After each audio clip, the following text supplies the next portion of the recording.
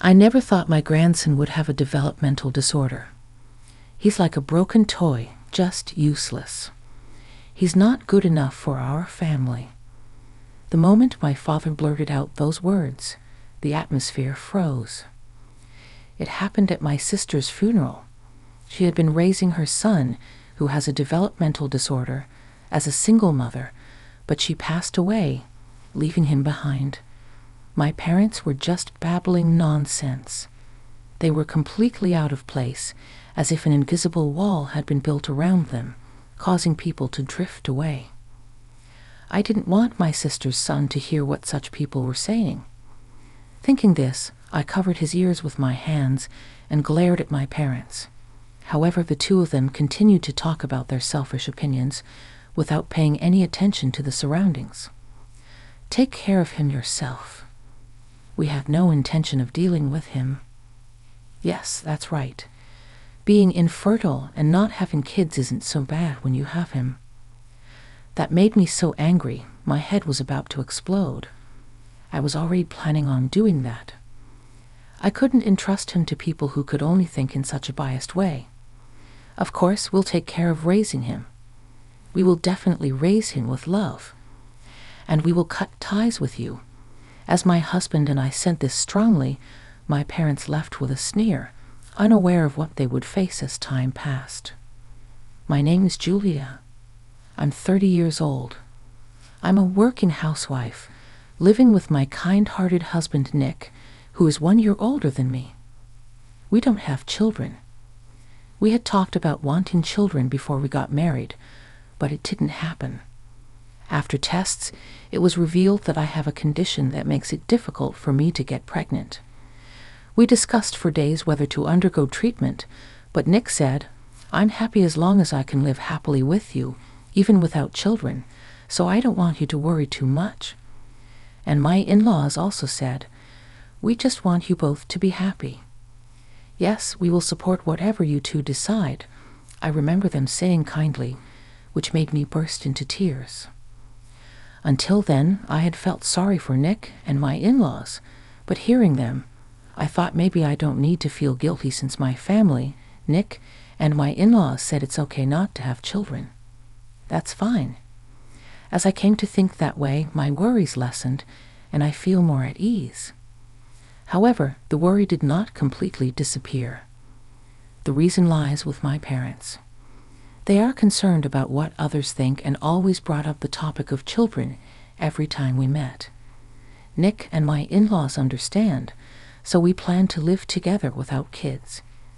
Even when I explained this, they would say, "Don't you want to repay us by giving us grandkids?" Or, "What will we do when our neighbors ask, 'Hasn't your eldest daughter had any children yet?'" Nick also tried to explain, but they wouldn't listen.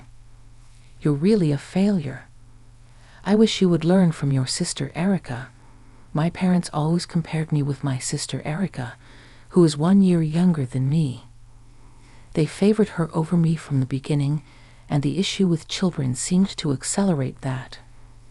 Erica was not only smart but also athletic and liked by everyone around her. She never bragged about her abilities, always humble and with a good character. I liked her too, and we had a good relationship as sisters. I hardly got in touch with my parents, but Erica and I occasionally kept in touch. She has a son named David, now 6 years old. As he grew, it became apparent that he had a developmental disorder. That was the reason she had divorced her husband. "Sis, please keep this a secret for Mom and Dad. Considering their unusual concern for appearances, who knows what they would say if they found out about David's developmental disorder? Erica must have said that to me, thinking so." Of course, I agreed. While keeping David a secret from our parents, I have been helping her raise her child as a single mother. Then one day, I received a call from the police on my smartphone. "Are you Erica's sister? It's about your sister." After seeing that, the female police officer on the other end of the line fell silent as if troubled. Something didn't feel right, and even though it wasn't hot, I was still sweating like crazy as my heart raced, and I tried to calm myself. She continued, "Erica has died in an accident." After inhaling sharply, I found myself unable to speak, my mouth hanging open with a mind gone blank. I somehow managed to convey what the police had said to Nick. He placed a hand on my shoulder, repeating Erica's name in an attempt to calm me amidst his own shock. Time quickly passed in a blur due to funeral preparations, and before we knew it, it was the night before the wake. Even then, I couldn't fully grasp that she was no longer in this world. I kept thinking she might call me the next day, or that she might come over and have dinner with Nick and me again. I was preoccupied with such thoughts. I wondered whose funeral I was attending. Though it felt like a dream, there was no mistake that Erica's name was present in the funeral hall, her portrait framed and displayed. Ah, is she really gone? While I was mourning with Erica's friends, I heard a voice echo through the funeral hall. "Look who decided to show up, our daughter who let us down. You still haven't managed to have a kid." I couldn't understand how they could say such things at their own daughter's funeral. My parents were acting like they couldn't see how upset everyone was and just kept insulting me. Friends and relatives looked at my parents with disbelief, clearly seeing the absurdity in their words. It was evident to everyone there that my parents were out of place. Seeing such bizarre things, however, the combination of being in public and the grief of Erica's absence made me feel as if my heart was being torn apart. Not just Julia, it seems Erica was an embarrassment as well. All our affection for her seems foolish now. I never thought my grandson would have a developmental disorder. He's like a broken toy, just useless. He's not good enough for our family. My parents were just babbling nonsense. They were completely out of place, as if an invisible wall had been built around them, causing people to drift away. I didn't want my sister's son to hear what such people were saying. Thinking this, I covered his ears with my hands and glared at my parents. "Take care of David yourself. We have no intention of dealing with him." Yes, that's right. Being infertile and not having kids isn't so bad when you have him. That made me so angry, my head was about to explode. I was already planning on doing that. I couldn't entrust him to people who could only think in such a biased way. Of course, we will take responsibility for raising this child. We will definitely raise him with love. And we will cut ties with you. After saying that, my parents briefly looked shocked, but then scoffed, "Oh, do as you please," and left the scene. 10 years later, David had turned 16. Although he initially seemed unsure and out of place living with us, he now appeared completely at ease. Having hit his growth spurt, he had grown rapidly, surpassing my height. David is not quite as tall as Nick yet, but he's getting there. He's growing like crazy. There was a weirdo lurking near our place one day. After work, Nick told me about this, and he seemed pretty stressed out. Nick told me about this person he saw wearing a really deep hooded parka, and he couldn't tell if the person was a guy or a girl or how old they were. This person seemed to be looking for someone, peeking at passerbys' faces before quickly looking away. "If you go out, Julia, please be careful." Eating the advice, I was cautious about my surroundings for a few days when going out. However, I didn't encounter the suspicious individual in a parka that he had mentioned. Perhaps they were no longer in the area. Just when I had let my guard down on my way home from shopping, that person appeared in front of my house. 2 individuals were sitting boldly. Could they be thieves? No, that would be too conspicuous. Wondering about their purpose, I was about to reach for my smartphone to possibly call the police when "Julia, is that you?" "Julia, we've been looking for you," the suspects shouted, and I nearly dropped my smartphone in surprise. I managed to pocket it and looked toward the duo who had called out. The hoods fell back, revealing without a doubt the faces of my parents. Having cut ties and not heard from them in 10 years, I never expected to see them again. especially them coming to see me. Curiously, I looked at them, wondering what they wanted. When did you build a house without telling us? If you have that kind of money, you should give some to us. You're such an ungrateful daughter. Can't you think of us? I was dumbfounded by what they said. Indeed, my parents have been ostracized by their friends, colleagues, and relatives due to their appalling behavior at Erica's funeral. That makes sense. They were pointing fingers instead of standing, which made them seem like heartless jerks to everyone, especially at my father's company, where his usual arrogance had already spread bad rumors. Nobody doubted the rumors because it was typical of him to do something unreasonable. As a result, he was naturally moved to a less significant department. Somehow he managed to work there for 10 years, but had recently opted for early retirement and became unemployed. So, you're saying you're short on money? But you should have received a severance package. My father looked down, shaking his head in frustration. He had quickly squandered his severance, pay, and savings. However, I was more resigned than surprised. He had always been prone to wasting money, buying unnecessary things, and letting them collect dust. Even when I lived at home, presumably he had spent all his money, forgetting about the future lack of income, and came to rely on me when he realized he had no money for living expenses. I reported a failure like you until you were an adult, so it's only natural for you to repay us for those expenses. Faced with my father's illogical arguments, I instinctively put my hand to my forehead and sighed. Their refusal to consider getting jobs themselves was characteristically selfish in a bad way. How come you didn't pay us back before building your house? Your son David is a disaster, but you're still taking out a mortgage. My mother ran nonsensically. However, they seemed to be misunderstanding something. We didn't take out any mortgage, though. What? My mother tilted her head, looking confused. I glanced at my father, who mirrored her expression. This house was made possible thanks to David. What? What do you mean? I decided to explain the whole story to my parents. David got really good at coding and used his ability to focus to make apps online.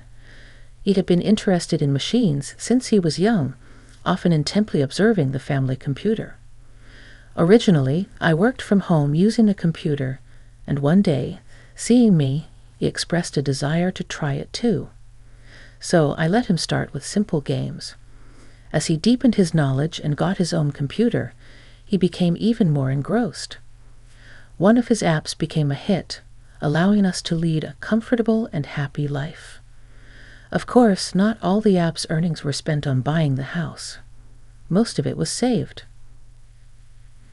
We plan to use it for David's education and living expenses so he can focus on what he loves.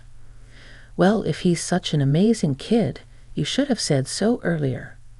Suddenly my mother's attitude changed drastically, and she began to speak in a sweet voice. She put on a forced smile with her lips trembling slightly, while my father made exaggerated hand gestures. A failure like you can't possibly nurture David's talent. We'll take him in. Had they forgotten what they said at Erica's funeral? Seeing their sickening behavior was unbearable. What are you talking about? You were saying horrible things before. My parents closed in on me step by step as I retreated with no passers-by around. There was no one to call for help, just as I was casting my gaze around wondering what to do. What are you doing? Nick's cold voice resonated. Before I knew it, he was standing beside me, effectively putting an arm around my shoulder. Shut up. Let us see David. That won't be possible. Please go home. His resolute demeanor momentarily intimidated my parents, but they quickly regained their composure, glaring sharply and demanding to be let into the house. Stop. If you plan to stay here any longer, I'm calling the police. With that, my parents reluctantly left. However, I couldn't shake the feeling that they wouldn't give up so easily. My prediction soon proved accurate as they reappeared several days later. They were dressed in the same suspicious parkas, making me rub my eyes in déjà vu. This time, however, there was a particular reason why we had planned to meet them, so their arrival was actually convenient. "Let us in. We want to see David," they demanded over the intercom. Seemingly taken aback when I promptly let them in, looking somewhat bewildered, they walked into our home as if it were their own, inspecting everything from the television in the living room to the vase, Nick's collection of mangas, and the shelf filled with Dave's programming books. They touched everything without permission, displaying an irritating sense of entitlement. "I've made some coffee for you. Please take a seat." It was only after I invited them to sit that they finally stopped their invasive inspection and settled down at the dining table. My parents sat side by side with me, David, and Nick opposite them. I was anxious they might try to pull David away if he sat at the end. "You know why we're here today, right?" "It's about David, of course. We knew that's what they were here for." Nick and I stiffened our expressions. "Since we accepted you to take in David despite your infertility, you should at least pay us a reward. If we hadn't said anything, someone with a terrible personality like yours wouldn't have thought to take him in, right?" "Huh." I wanted to retort that the one with a terrible personality was them. After all, weren't they the ones who had no intention of taking David in? I still remember the harsh words they had spewed at the funeral. They had clearly stated they had no intention of caring for David. Nick, with his good memory, must remember it just as I do. "Come on, David. Why don't you live with us? We raised your mother Erica with so much love." My mother began to fervently describe how much love they had poured into Erica since she was a child. How they never got angry at her, bought her books, toys, clothes, and accessories, anything she wanted. How they celebrated her birthdays with grand parties at home.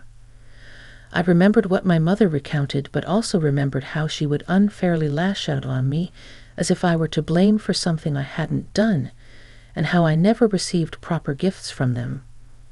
Erica seemed troubled by their favoritism, too. When I was unjustly scolded in her place, she would cry and apologize, saying, "I'm sorry, sis, it's my fault."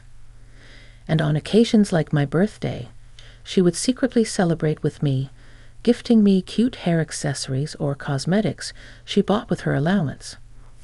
Erica realized something was wrong with our parents' behavior and grew up normally and kind without being influenced by their mindset.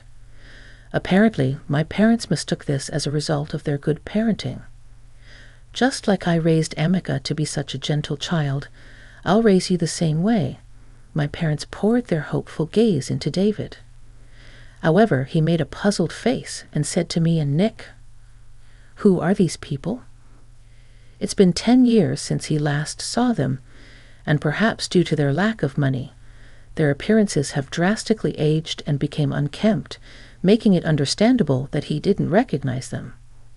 Shocked by being forgotten, my parents were speechless, their mouths opening and closing without words. Frozen, leaning forward at the table, Nick handed them something. My father, noticing it first, slowly turned his gaze and opened the envelope to pull out its contents. "What? How did you get this?" My mother, prompted by my father's surprised voice, looked over, and they both saw documents proving their gambling debts. Nick had suspected their identities as the suspicious individuals from the beginning and had hired a detective agency to investigate. "We cannot hand over David to you, not just because of your financial instability due to deaths, but also because you're not trustworthy as individuals." Nick's tone was stern, a rarity when he speaks to his elders, conveying his anger. "Besides, we've already cut ties, right? So we owe you nothing." Nick nodded firmly in agreement. "Stay away from our precious son, David." Intimidated by his assertiveness, my parents collapsed from their chairs with a clatter. They didn't seem to hurt themselves badly, but struggled to stand up due to their weakness. "Damn it, why are you all so ungrateful?" With those parting words, they finally left. Nick and I watched them leave, and then hugged David tightly, relieved. Later, we heard the parents had to sell their house to pay off their debts. "Please let us stay for a while. We have nowhere to go." They had asked relatives and acquaintances, but no one would take them in. Their behavior at the funeral had spread, and no one wanted to invite such unreasonable people into their homes for fear of what they might do. That's what they deserved. They came to us, but we firmly refused. "We'd prefer if you didn't involve us any further. As I've said before, we've cut ties with you. It was your decision to accept this, so we're under no obligation to provide you with money or a place to live." With that, they left with a look of despair and have not returned since. We told them we'd call the cops if they came back, and that seemed to scare them off. Without a place to stay, they began living almost like homeless people, unable to secure a job due to their age and surviving day to day on short-term jobs.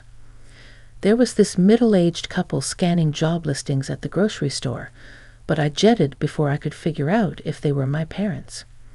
They couldn't afford their phone bills anymore and had to cancel their smartphones. I've changed my number just in case, ensuring they can't contact us anymore. We no longer have to fear the doorbell or phone ringing. The three of us now live in peace. I continue my work from home, and David is next to me working on his computer, developing new apps. He always happily shares his progress with me and Nick. I wonder if he'll tell us about his next app completion. I look forward to it, and can't wait to see what he creates next. Together with Nick, I'm committed to nurturing David's talents further.